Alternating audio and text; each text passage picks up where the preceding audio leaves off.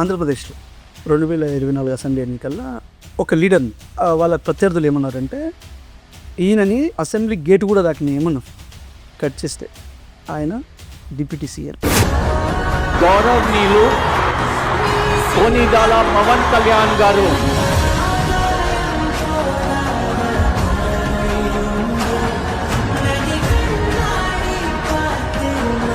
Same ఇక్కడ మీ విషయంలో కూడా ఎంఎస్ఆర్ ఎప్పటికీ ఏమి కాడు, ఆయన ఇదే కార్యకర్తగా మిగిలిపోతాడు అని కూడా అన్నారు. తీరా చూస్తే మీరు డిప్యూటీ మేయర్ చేయండి. నేను Mahbubnagar municipal corporation deputy mayor గా ఎన్నికైనందుకు దైవ సాక్షిగా ప్రమాణం చేస్తున్నాను.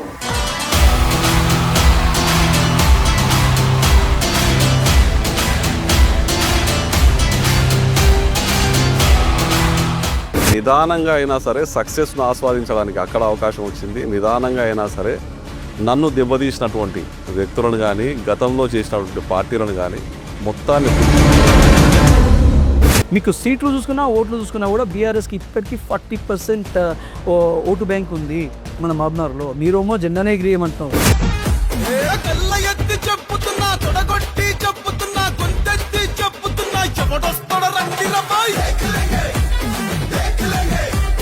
ఇప్పుడు చూసాను కదా పాట, అంటే వాళ్ళు ఆ రేంజ్లో ఉన్నారు. వాళ్ళు ఇప్పటికీ వాళ్ళు దేకిలింగా అన్నారు, పాట నాపిన దానికి తాత పాటలు మా వాళ్ళు రాసింది. నేను కూడా పాట తీస్తాను.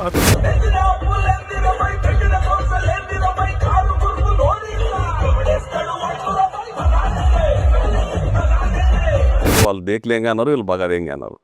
ఆన్సర్ ఇచ్చాను కదా. 11 డివిజన్లో ఎవరైతే మీ ప్రత్యర్థి బీఆర్ఎస్ పార్టీకి నిలబడ్డారో సుభాష్ గౌడ్, ఆయన మీ కాంగ్రెస్ కార్యకర్తలందరినీ ఒక గ్రూప్గా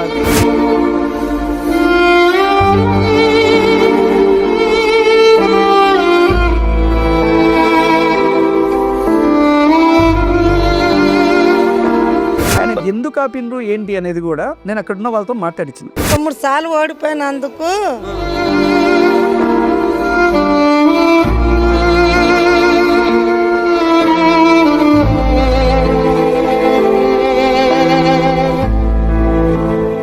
ఆర్టీకి న్యూస్ ప్రేక్షకులకు, సబ్స్క్రైబర్స్కు నమస్కారం. నేను ఎవరైనా లీడర్ని ఇంటర్వ్యూ చేసిన తర్వాత నాకు కొందరు కామెంట్స్లో పెడుతున్నారు మన వ్యూవర్స్, అన్న మీరు కాంగ్రెస్ వాళ్ళని అదేవిధంగా రెడ్డి సామాజిక వర్గాన్ని ఎక్కువ తీస్తున్నారని. మీ అందరికీ ఒక విషయం చెప్పాలనుకుంటున్నా.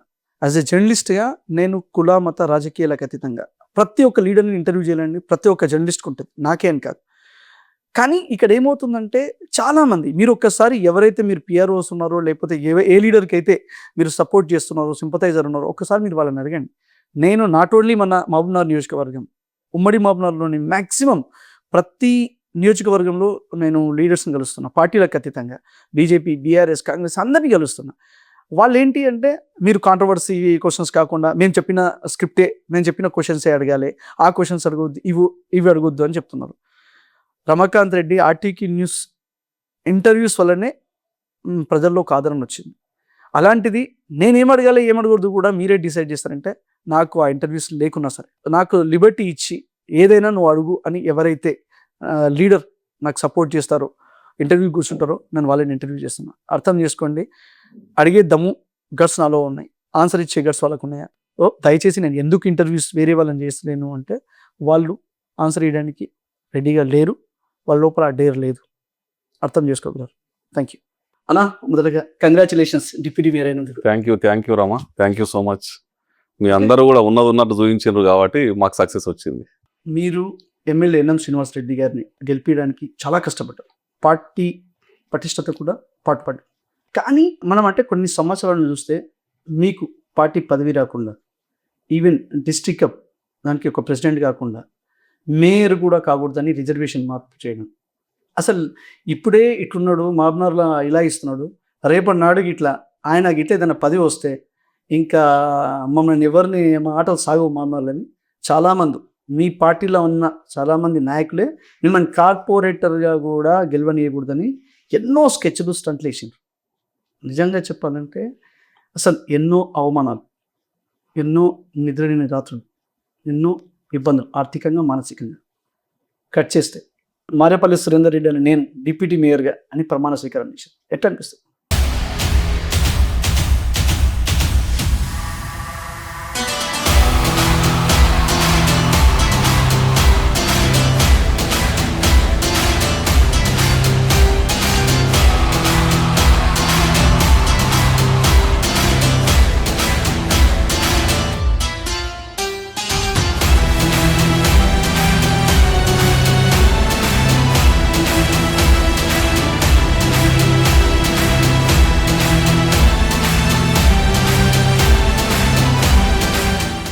ఫస్ట్ ఇదంతా కూడా నేను చేసిన సర్వీస్కి కానీ నేను ఎక్కడున్నా సరే కమిట్మెంట్గా పనిచేస్తాను. మీరు ఇప్పుడు అన్నారు ఎన్ఎం శ్రీనివాస్ రెడ్డిని గెలిపించారు అని, గతంలో శ్రీనివాస్ గౌడ్ని కూడా గెలిపించిన.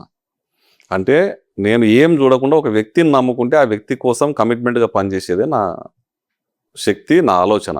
మోసం చేసేది, వెన్నుపోటు పొడిచేది నా రక్తంలో లేదు. కాబట్టి ఆ రోజు శ్రీనివాస్ గౌడ్ని గెలిపించిన, ఈరోజు ఎన్ఎం శ్రీనివాస్ రెడ్డి గారిని గెలిపిలో నేను కూడా ఒక పాత్ర వహించిన. నా కమిట్మెంటే. దాన్ని పబ్లిక్ గుర్తించిండ్రు. ఎంతమంది ఎన్ని కుయుక్తులు, ఎత్తులు, దొంగదారులు వెతికినా సరే భగవంతుడు, ధర్మము, కర్మ నా ఎంబడి నిలబడ్డాయి. నిజం నిదానంగా బయటకు వస్తుంది అన్నట్లుగా కార్పొరేటర్ ఎలక్షన్లో కూడా విజయం సాధించడం, డిప్యూటీ మేయర్గా ఎమ్మెల్యే ఎన్ఎం శ్రీనివాస్ రెడ్డి గారు, ముఖ్యమంత్రి రేవంత్ రెడ్డి గారు చలవతో ముఖ్యమంత్రి కావడం జరిగింది. ఆంధ్రప్రదేశ్ 2024 అసెంబ్లీ ఎన్నికల్లో ఒక లీడర్ వాళ్ళ ప్రత్యర్థులు ఏమన్నారంటే ఈయనని అసెంబ్లీ గేట్ కూడా దాకిన ఏమన్నారు కట్ చేస్తే ఆయన డిప్యూటీ సీఎం. సేమ్ ఇక్కడ మీ విషయంలో కూడా ఎంఎస్ఆర్ ఎప్పటికీ ఏమీ కాడు, ఎందుకంటే ఆయన కొంచెం ఫాస్ట్, ఆయన అందుకోవడం అంత ఈజీ కాదు. సో ఆయన మళ్ళీ ఏదైనా పదవికి పోతే చాలా కష్టం కాబట్టి ఆయనని ఏమీ కాడు కానీయము అని కూడా అన్నారు. నాలాంటి జర్నలిస్టులకు ఫోన్ చేసి ఎందుకు అబ్బా అంత లేపుతావు ఆయనని, నువ్వు అనుకుంటున్నావు ఏమనవుతాడని, ఆయన ఎప్పటికీ ఏం కాడు, రాసి పెట్టుకో, ఆయన ఇదే కార్యకర్తగా మిగిలిపోతాడు అని కూడా అన్నారు. తీరా చూస్తే మీరు డిప్యూటీ మేయర్ అయ్యారు. అక్కడ ఆయన కూడా అంటే ఆయన ఫ్యాన్స్ కానీ ఆయన ఫాలోవర్స్ కానీ ఆయనని ఏ రేంజ్లో రెస్పెక్ట్ ఇస్తున్నారో ఇక్కడ కూడా మహబూబ్నగర్లో మీ క్రేజ్ డబుల్ అయింది. అసలు మీరు డిప్యూటీ మేయర్ అయిన తర్వాత ఆయనకు అక్కడ ఎట్లా అయిందో ఇక్కడ మీకు కూడా డిప్యూటీ మేయర్ తాలూకా అని స్టేటస్లు పెట్టుకున్నారు. మీకు ఒక వీడియో చూపిస్తాను నేను. ఇది ఇట్లాంటి స్టేటస్లు పెట్టుకుంటున్నారు డిప్యూటీ మేయర్ తాలూకా అని. And same time me fans ఈ విధంగా ఇలా బండ్ల మీద ఆటోల మీద కూడా మీ స్టేటస్లు పెట్టుకుంటున్నారు. సో ఈ విధంగా అంటే ఈ ఫాలోవర్స్ కానీ ఇంత క్రేజీ ఫ్యాన్స్ మీకు చాలామంది ఉన్నారు, మీకోసం పనిచేసే వాళ్ళు ఉన్నారు. ఎట్లా అనిపిస్తుంది? నిస్వార్థ సేవ ఉన్నతోనే నిస్వార్థ ప్రేమ ఉంటుంది రమ్మ. ఆర్టిఫిషియల్ సేవ ఉన్నతోనే ఆర్టిఫిషియల్ ప్రేమ ఉంటుంది. నీవు ఇంతకుముందు అన్నావు కదా, ఎంతోమంది ఎన్నో కుట్రలు చేసిరని, వాళ్ళందరూ కాలగర్భంలో కలిసిపోయినారు. ఇప్పుడు కూడా నేను చెప్తా ఉన్నా, అక్కడ పవన్ కళ్యాణ్ గారికి కానీ కాలగర్భంలో కలిసిపోయి అసలు చిత్తుగా ఓడిపోయాను. అంటే నిదానంగా అయినా సరే సక్సెస్ను ఆస్వాదించడానికి అక్కడ అవకాశం వచ్చింది. నిదానంగా అయినా సరే నన్ను దెబ్బతీసినటువంటి వ్యక్తులను కానీ, గతంలో చేసినటువంటి పార్టీలను కానీ మొత్తాన్ని పుట్టిముంచినట్టుగా మొత్తం చేసి భగవంతుడు నాకు ఈ చిన్న అవకాశం ఇచ్చిండు. ఏదైనా సరే పదవి ముఖ్యం కాదు, సేవ ముఖ్యం. మా ఎన్ఎం శ్రీనివాసరెడ్డి గారు కానీ నేను కానీ సేవ చేసుకుంటూ వెళ్తే దానంతా అదే మనకు ప్రజల మధ్యన మద్దతు దొరుకుతుంది అనుకునే తత్వం. కాబట్టి వాళ్ళకు కూడా నిస్వార్థమైన సేవకు గుర్తుగా 10-15 ఏళ్ళుగా నేను ఏది కాలేకపోయినా నా మీద ఇంత కుట్రలు పనిరు కదా అని చెప్పి ఒక్కసారిగా ఈ చిన్న పదవి వచ్చినా సరే వాళ్ళకి ఎంత ప్రేమ ఉందంటే మా అన్న ఏదో ఒక దాంట్లో కూర్చున్నాడు అని నా మీద ఆ ప్రేమ చూపించుకునే ప్రయత్నం వాళ్ళు అట్లా చేస్తూ ఉన్నారు. అంతకు మించింది ఏం లేదు. మహబూబ్ నగర్ అర్బన్లో కానీ రూరల్ కానీ మీకు మంచి పేరుంది. అండ్ మన మహబూబ్ 60 డివిజన్లో మీరు ఎక్కడ నిలబడ్డా కూడా యునానిమస్ కాగలుగుతారు. అట్లాంటిది మీరు 11 డివిజన్ అంటే బండమీదపల్లికి వెళ్ళి కార్పొరేటర్గా నిలబడ్డారు. కానీ మీ గెలుపు అంత ఈజీ ఏం కాదు, చాలా టఫ్ ఉండే. ఎంత టఫ్ అంటే మీకోసం అసలు మన నియోజకవర్గం కాదు మన జిల్లా కూడా కాలంలో కూడా వచ్చి మీకు ఇక్కడ సపోర్ట్ చేసాం, అంటే మీ ఇంకా తిరగడానికి. అండ్ ఫ్యామిలీ కూడా మీ హోల్ ఫ్యామిలీ కూడా వచ్చి మీకోసం ప్రచారం చేయాల్సి వచ్చింది. అంత చేస్తే కూడా 230 ఓట్లతో మీరు గెలిచినట్టు. ఎందుకు అంత టఫ్ అసలు? అంటే గెలవడానికి కూడా అంత ఎందుకు కష్టపడాల్సి వచ్చింది? ఫస్ట్ ఏంటంటే మనం జనరల్ సీట్లోనే నిలబడాలి. జనరల్ సీట్లో నిలబడాలనుకున్నప్పుడు ఒక 4-5 జనరల్ సీట్లు చూస్తే బండమీదపల్లి ఒకటి ఉంది. బండమీదపల్లి గతంలో నేను ఆడ పుట్టి పేరిన ఆనవాళ్ళు నాకు ఉన్నాయి కాబట్టి, ఆ మట్టితో నాకు అనుబంధం ఉంది కాబట్టి అక్కడ నుంచి పోటీ చేయాలని ఒక నిర్ణయం తీసుకోవడం జరిగింది. ఎమ్మెల్యే గారికి కూడా తెలుసు, నాకు కూడా తెలుసు అక్కడ టఫ్ ఉంటుంది, ఆ వాతావరణం ఎటుంటుంది అంచనా వేసినాం. కానీ ఎక్కడ టఫ్ ఉంటుందో ఆ మూలకు పోయి మనం నిలబడితే ఆ మూలలో ఉన్న ఒక 4-5 కార్పొరేటర్లు కూడా గెలవడానికి అవకాశం ఉంటుంది. ఆ వాతావరణాన్ని మార్చే శక్తి ఉంటుంది. కాబట్టి టఫ్ ఉన్నదనేది ముఖ్యం కాదు, ఆ చుట్టుముట్టు వాతావరణాన్ని కూడా మార్చాల్సిన అవసరం మా మీద ఉంది, పార్టీ మీద. కాబట్టి దాన్ని చూజ్ చేసుకోవడం జరిగింది. నువ్వు చెప్పినట్లుగా నాకు మెజారిటీ కూడా దాదాపుగా 800 నుంచి 1000 మెజారిటీ వస్తుందని ఊహించినాం మేము. కానీ దాంట్లో భాగంగా రకరకాల కుట్రలు, రకరకాల ఎత్తుగడలు, దానికి మేము పై ఎత్తులేయడం ఎన్నో రాజకీయంగా ఇవన్నీ సహజం. నేను ఎవరిని తప్పుపడతలేను.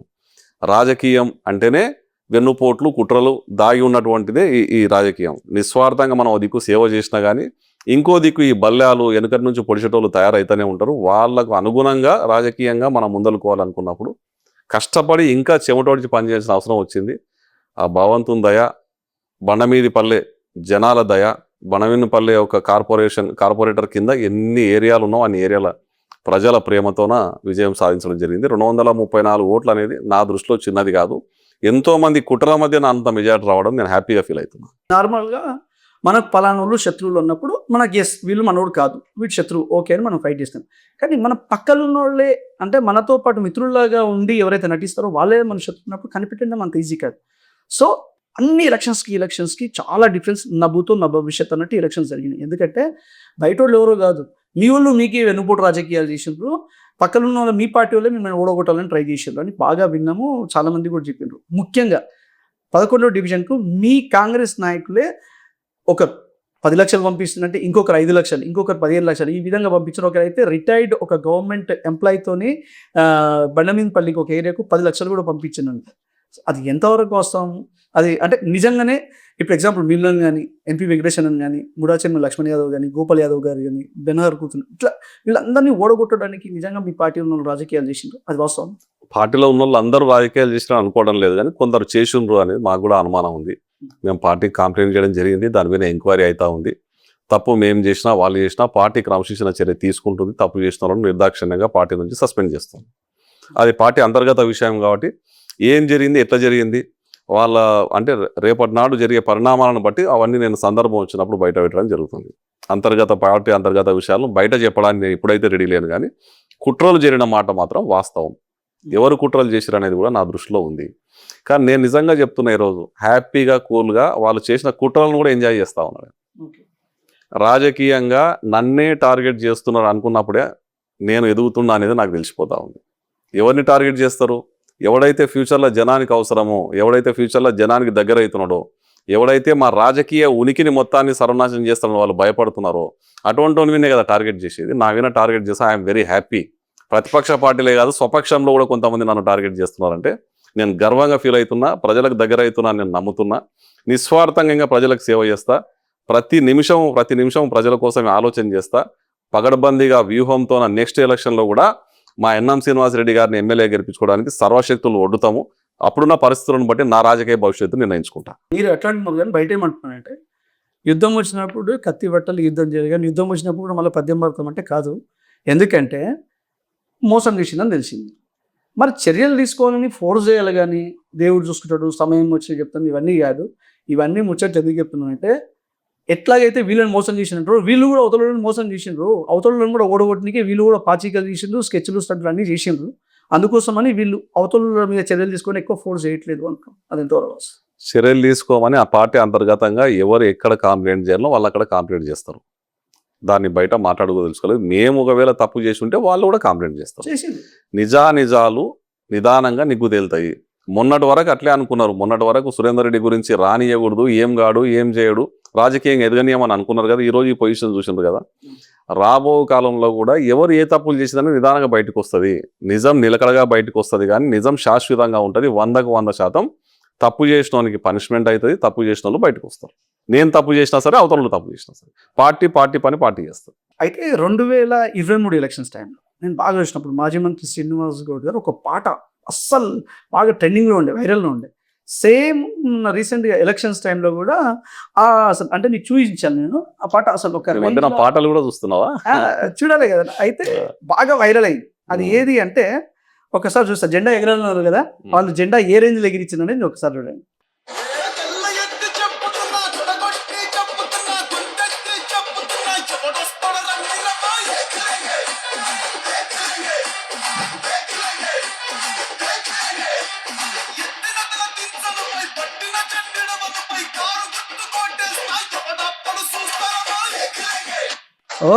ఇక్కడ ప్రజలు ఏంటంటే ఎవరాత్రో చూస్తారా కారు గుర్తు కేసాం జెండా ఎగరేసి చాలా కాన్ఫిడెంట్గా మస్తు డేర్గా తిరిగి. సో నిజంగా కూడా బీఆర్ఎస్కి క్రేజ్ ఉంది అని చెప్పడానికి ఒక రీజన్ ఏంటంటే 15 అంటే అవుట్ ఆఫ్ 60 కార్పొరేటర్స్లో 15 బీఆర్ఎస్ గెలుచుకున్నది. ఒక ఇండిపెండెంట్ అభ్యర్థి కురువ స్టేషన్ అది కలుపుకొని 16 అయింది. మీకు వచ్చినాయి 29. సరే ఇండిపెండెంట్ మీరు 3 కలిపితే 33 అవుతుండొచ్చు మీకు. అయితే బీఆర్ఎస్ హయాంలో మీకు వచ్చిన సీట్లు 3, 4 అండ్ సర్పంచ్ల విషయంలో చూస్తే కూడా మీకు సర్పంచ్లో కూడా దాదాపు 40% గెలుచుకున్నారు. సో మీకు సీట్లు చూసుకున్నా ఓట్లు చూసుకున్నా కూడా బీఆర్ఎస్కి ఇప్పటికీ 40% ఓటు బ్యాంక్ ఉంది మన మాబ్నార్లో. మీరేమో జెండానే ఎగిరియమంటున్నారు. రాను రాను పార్టీ మీద వ్యతిరేకత స్టార్ట్ అయ్యి బీఆర్ఎస్ సైడ్ అంటే బీఆర్ఎస్ కారు ఫాస్ట్ బాగా పెరుగుతుంది అని మాకు తెలుస్తుంది. ఇప్పుడు చూసాను కదా పాట, అంటే వాళ్ళు ఆ రేంజ్లో ఉన్నారు వాళ్ళు ఇప్పటికి. ముందు పాట గురించి మాట్లాడదామా, నీ క్వశ్చన్కి ఆన్సర్ చేద్దామా? రెండే చెప్పు. మొట్టమొదటగా ఇటువంటి పాటలు కాంగ్రెస్లో 100 పాటలు పుడతాయి, 100 పాటలు వస్తాయి. ఆ పాటల చరిత్ర ఉన్నదే కాంగ్రెస్ పార్టీకి. ఆ. కానీ బీఆర్ఎస్ పార్టీ వాళ్ళు వాళ్ళ ఉనికిని కాపాడుకోనికే వాళ్ళు ఏదో చేసే ప్రయత్నం చేస్తారు. కానీ ఇంకోటి ఏంటంటే కాంగ్రెస్ పార్టీలో ఒక స్వేచ్ఛ ఉంది, బీఆర్ఎస్ పార్టీలో నిర్బంధం ఉంది. ఇక్కడ ఎలక్షన్లో కూడా సాఫీగా అందరూ పోటీ చేయడానికి ఇక్కడ ఒక స్వేచ్ఛనిచ్చినాం. ఇక్కడ బీఆర్ఎస్ పార్టీలో పోటీ చేయడాన్ని కూడా బెదిరించి రిమాండ్ చేసి కేసులు చేసిన సందర్భం ఉంది. నామినేషన్ తీసుకుంటా అంటే కూడా వాని మీద వ్యక్తిగతమైన కక్షలతో కేసులు పెట్టిన సందర్భం ఉంది. ఇక్కడ అది లేదు, స్వేచ్ఛ ఉంది. నేను చెప్తున్నా, బీఆర్ఎస్ పార్టీకి వెళ్ళి గెలిచిన వాళ్ళందరూ కూడా నాతోన టచ్లో ఉండి కర్మగాలి మేము వాడ ఉన్నాం కానీ మీతోనికి వస్తామని అడుగుతుంటే మా ఎమ్మెల్యే గారు ఒప్పుకోవట్లేదు. ప్రజాస్వామ్యాన్ని మనం అట్లా బద్దలు కొట్టకూడదు, కొద్దిగా ఆగండి, ఓకే అభివృద్ధిలో పాలు పంచుకుంటారు అంటే కూడా మా ఎమ్మెల్యే గారు ఒప్పుకోవటం లేదు. మీరు త్వరలోనే చూస్తారు, భూకంపం వస్తుంది, అక్కడ ఉన్న 15 మందిలో ఎంతమంది మిగులుతారు, ఏం జరుగుతుంది, ఏం పరిణామాలు ముందర రాబోతున్నాయని మీరు త్వరలోనే చూస్తారు. ఇక పాట విషయానికి వస్తే మా వాళ్ళు ఇంకా బ్రహ్మాండమైన పాటలు, వాళ్ళు దేకిలింగ అన్నారు, పాటను ఆపినారు, దానికి తాత పాటలు మా వాళ్ళు రాసిండ్రు. నేను కూడా ఒక పాట చూపిస్తాను, ఎందుకంటే దీని గురించి మేము పెద్ద పట్టించుకోము, మా స్థాయిలో ఉన్న వాళ్ళు మేము అవసరం లేదు అనుకుంటాము. కానీ నువ్వు అడిగినావు కాబట్టి చెప్తా ఉన్నా.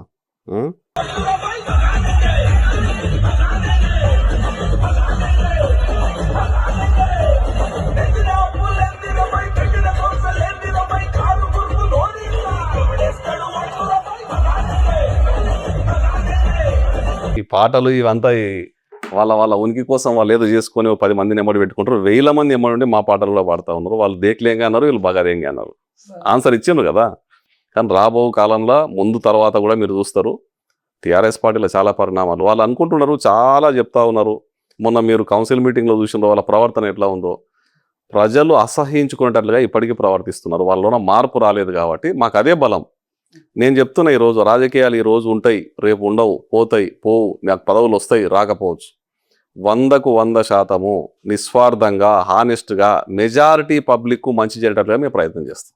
80% ఏదైతే మెజారిటీ పబ్లిక్ ఉన్నారో వాళ్ళ కోసం, అంటే స్లమ్ములు కానీ, ఏరియాస్ కానీ, పేదోళ్ళు కానీ, ఇందిరమ్మ ఇండ్ల కోసం కష్టపడేటోళ్ళు కానీ, కూలీనాలు చేసుకునేటోళ్ళు కానీ, కార్మికులు కానీ, కర్షకులు కానీ, ఆటోలు కానీ, యూనియన్స్ కానీ, లారీ అసోసియేషన్స్ కానీ, అంటే మెజారిటీ పీపుల్కు ఏది సర్వ్ చేస్తే బాగుంటుంది, నిస్వార్థంగా ఆ సర్వీస్ చేసి వాళ్ళ ప్రేమను పొంది మళ్ళా ఇక్కడ కాంగ్రెస్ జెండా ఎగిరేయడానికి సిద్ధంగా ఉంటాం.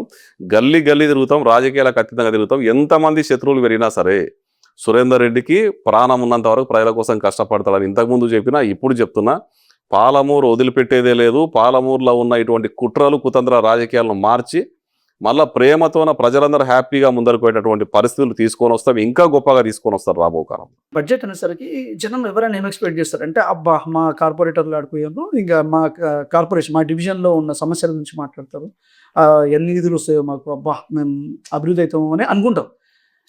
ఆడికి వచ్చిన తర్వాత తీరా చూస్తే వాళ్ళు అక్కడికి వచ్చిండ్రు బీఆర్ఎస్ కార్పొరేటర్లు కూడా ఒక్కసారికి మాకు అట్లా కాదు, మేయర్ పక్కన డిప్యూటీ మేయర్ కూర్చోవడం ఏంది, మా బీసీ మహిళకు అన్యాయం జరిగిందని చాలా బాధతో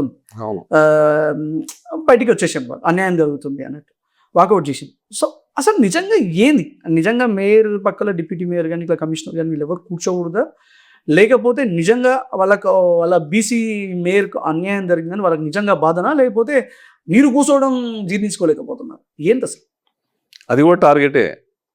ఎవరు కూర్చున్నా సరే సురేందర్ రెడ్డి అక్కడ కూర్చోకూడదు, నెంబర్ 1 వాళ్ళ టార్గెట్. అయితే దీంట్లో ఏంటంటే వాళ్ళు చెప్పింది కదా మా బీసీ మహిళకు అన్యాయం జరిగిందని చెప్పి, వాళ్ళ బీసీ మహిళకు న్యాయం చేయాల్సిన సందర్భాలు చాలా ఉన్నాయి. గతంలో 8-10 సంవత్సరాలు గుమాల సీను ఆడ వాళ్ళ దగ్గర సర్వీస్ చేశాడు. నామినేషన్ చేసిన తర్వాత గొంతు కోసారు. నేను కూడా ఇంటర్వ్యూలో అయినా గుమాల మమత గారు మా మేయర్ గారు చెప్తా ఉంటే, నామినేషన్ వేసినాక నడి రోడ్డు మీద వదిలిపెట్టినావన్నా మా గొంతు కోసి అన్నది.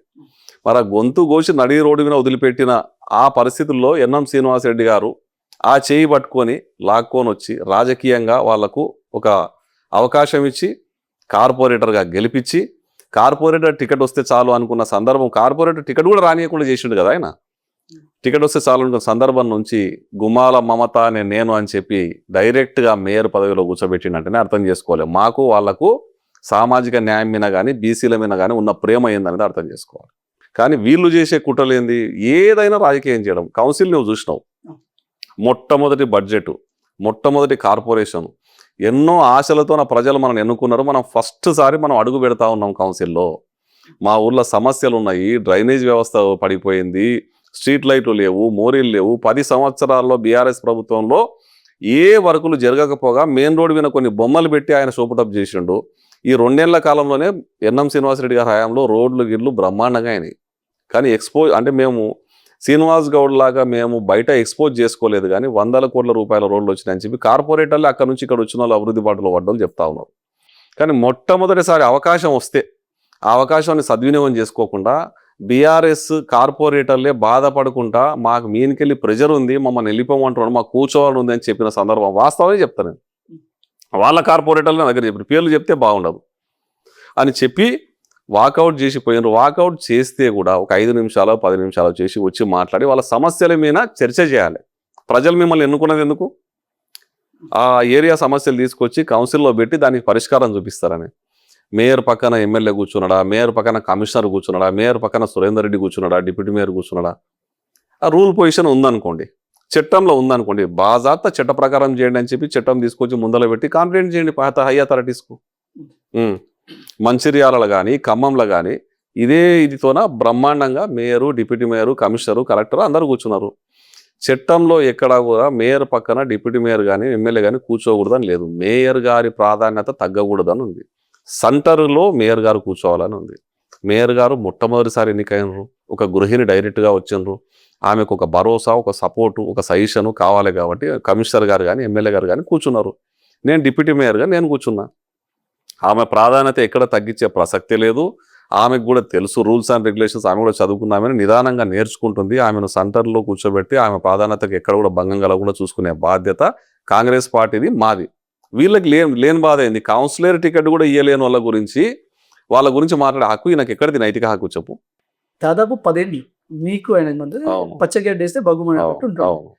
ఇటీవల చూస్తే మన సేవలాల్ మహారాజ్ ఏదైతే ఒక కార్యక్రమంలో మీరు మాజీ మంత్రి గారు గత 10 ఏళ్ళ బాధలు, కష్టాలు, సుఖాలన్నీ మంచిగానే పంచుకున్నారంట, మంచిగా మాట్లాడుకున్నారంట. అందరు కూడా అనుకుంటున్నారు వీళ్ళు మొన్నటి వరకు అట్లా యాక్ట్ చేసింది, కానీ ఇంకా డిప్యూటీ మేయర్ కానీ ఆయన కూడా లోపలికి వెళ్ళి సపోర్ట్ చేసినట్టున్నాడు బనమేనపల్లిలో. అందుకే ఇప్పుడు ఇద్దరు మంచిగా కలిసి నవ్వుకుంటూ మాట్లాడుతున్నారు.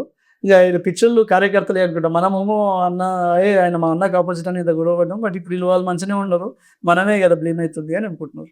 ఒకటి రామా, డిప్యూటీ మేయర్ కానీ ఎంత సాయం చేసారో నువ్వు చూసినావు. ఆ సుభాష్ గారు నిలబడ్డ నా ఆపోజిట్ క్యాండిడేట్ ఎటువంటి ఎత్తులు జిత్తులు వేసినో నువ్వు చూసినావు. నా దగ్గర చాలా రికార్డింగ్స్ ఉన్నాయి, చాలా సాక్ష్యాలు ఉన్నాయి. సేవాలాల్ జయంతి సందర్భంగా మేము అక్కడ కలిసినప్పుడు ఆయన నాకు కంగ్రాట్ చెప్పడం జరిగింది, నేను దాన్ని స్వీకరించడం జరిగింది. నేను ఇప్పుడు బాధ్యతాయుతమైన పోస్టులో ఉన్నా. గతంలో నాకు ఏ పోస్టు లేదు. నా ఎమోషనల్స్, నా బాధలు, నా కష్టాలు అన్నీ కూడా నాతోనే కనిపించేటివి. ఒకసారి ఒక హోదా వచ్చిన తర్వాత హోదాకు తగ్గట్టుగా ప్రవర్తించామని మా ఎమ్మెల్యే గారు నాకు నేర్పినరు.